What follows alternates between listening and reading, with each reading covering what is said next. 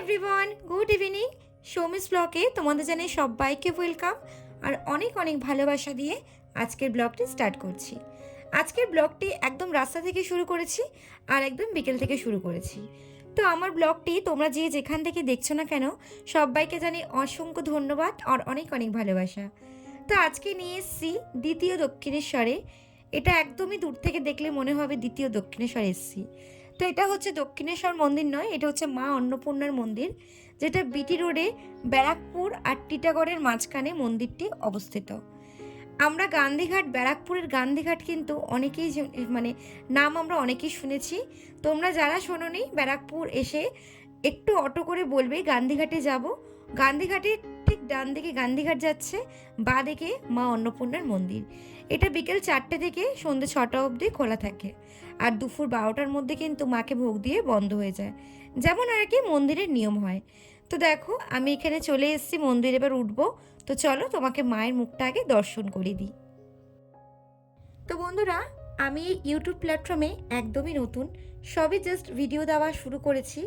আশা করব তোমাদের ভালোবাসা আমি পাবো আর আমাকে সাপোর্ট করো। তো চলো তোমাদের আগে মায়ের মুখটা ভালো করে দর্শন করাই। আমি প্রথমেই মন্দিরটি ঘুরে খুবই ভালো লেগেছে আমার, মানে হুবহু দক্ষিণেশ্বর মায়ের মন্দির যেরকম হয় ঠিক সেরকম। অনেক বছর হয়ে গেছে দক্ষিণেশ্বরের মন্দিরের ভিতরে মোবাইল অ্যালাউ নেই, কিন্তু এই মন্দিরে এসে মনে সত্যিই দক্ষিণেশ্বর মন্দিরে এসেছি। দেখো এই দিকেও বাবার মন্দির 6টা, ওই দিকেও কিন্তু বাবার মন্দির 6টা, আর পুরো মন্দিরটির পুরো দক্ষিণেশ্বরের মতো দেখতে। তো যাই হোক, আমরা পুজো দিয়ে বেরিয়ে গেছি, এখন একটু টাইম স্পেন্ড করলাম। তো তারপরে অনেক বাচ্চা কাচ্চা খেলছিল বলে তো আমরা ওর জন্য বেরিয়ে গেছিলাম, কেন রিহু খুব ছোটাছুটি করছিল, সেটা তোমরা দেখতেই পারছিলে। তো তারপরে আমরা কল্যাণী রোড ধরে বেরিয়ে পড়লাম চায়ের বাড়ির উদ্দেশ্যে, মানে চায়ের হাট। হ্যালো বন্ধুরা, গুড ইভিনিং। তো এখন আমরা চলে এসেছি চায়ের হাটে। এটা হচ্ছে বাসুদেব পিকনিক গার্ডেন, এটা হচ্ছে শ্যামনগরের দিকে পড়ে। তো দেখো এখানে বাচ্চাদের খেলার জায়গা আছে আর এখানে হচ্ছে একটা পিকনিক গার্ডেন টাইপের। তো চলো তোমাদেরকে পুরো গার্ডেনটা ঘুরে দেখাই।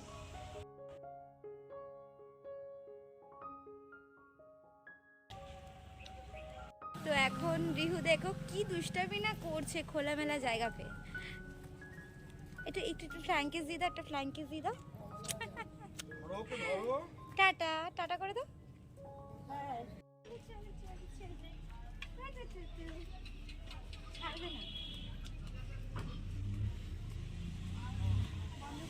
ক্যাফেটা কিন্তু অনেক বড় একটা জায়গা নিয়ে তৈরি, আর এখানে হচ্ছে তোমার অর্ডার দিতে হবে। ফার্স্টে এখানে অর্ডার দিয়ে নিতে হবে, তারপরে তোমাদের টেবিলেই খাবার দিয়ে আসবে। আর এই ক্যাফেটায় বেশিরভাগ বাচ্চা কাচ্চাদের নিয়ে মা বাবারা ঘুরতে আসে। এখানে একটা বিশাল বড় খাল আছে, মানে পুকুর টাইপের, সেখানেও কিন্তু অনেক সুন্দর সুন্দরভাবে ছোট্ট ছোট্ট করে বেশ বসার জায়গা আছে। আর দেখো এখানে আমি বিল পেমেন্ট করে দিচ্ছিলাম, কারণ আমরা নিয়েছিলাম তোমার হচ্ছে একটা গন্ধরাজ চিকেন মোমো আর একটা হচ্ছে স্টিম মোমো, আর নিয়েছিলাম দুটো হট মিল্ক কফি, যেটা কফিটা খুবই সুন্দর হচ্ছিল। আর এখানে দেখো রিহুর সাথে একটু খেলছিলাম, মানে ও তো মানে কোনো জায়গায় ওকে এখন নিয়ে যাওয়া মানে দেখো দুরন্ত পানা করা। আর এই টেবিলের ওপর উঠে নয় লাফাবে নয় দৌড়াদৌড়ি করবে, বলো ভয় লাগে না? আর ওর বাবা তো ওর পিছনে পড়েই থাকে। এখন মানে রিহু খুবই দুষ্টু হয়ে গেছে।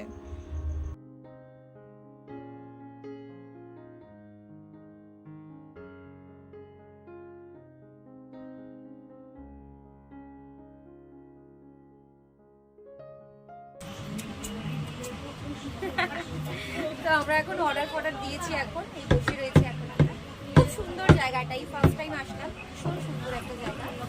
তো কি কিছু বলবে, তুমি কিছু বলবে?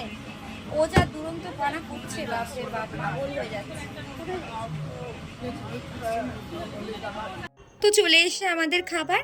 এর এখানে কিন্তু গন্ধরাজ চিকেন মোমোটা কিন্তু জাস্ট অসাম ছিল, সত্যি খাবার কিন্তু খুবই ভালো। আমরা খেয়েছি, আমাদের খুবই সুন্দর লেগেছে। তোমরাও বলবো একদিন যাও, খুবই সুন্দর একটা ক্যাফে, ভীষণ একটা টাইম স্পেন্ড করার মতো একটা জায়গা। আর রিহু দেখো ওর বাবাকে খাই দিচ্ছে, আর আমাকে কিছুতেই দিল না। বাড়িতে কিন্তু আমাকেই দেয়, ওর বাবাকে দেয় না, বাট কোথাও বেরালে কিন্তু ওর বাবাকে খাইয়ে দেয়, আমাকে দেয় না।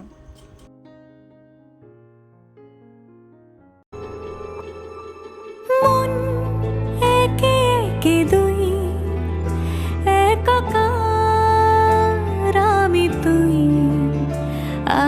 চোখ ফিরিয়ে একটু হাস,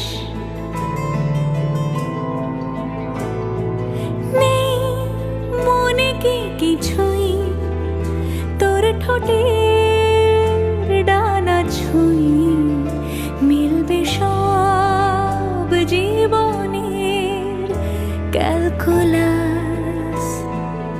তো আজকের দিনটা খুব অনেক সুন্দরভাবে কেটেছে। তো চলো বন্ধুরা, আজকের মতো এখানেই টাটা। আবার দেখা হবে কালকে কোনো নতুন ব্লগের সাথে। টাটা।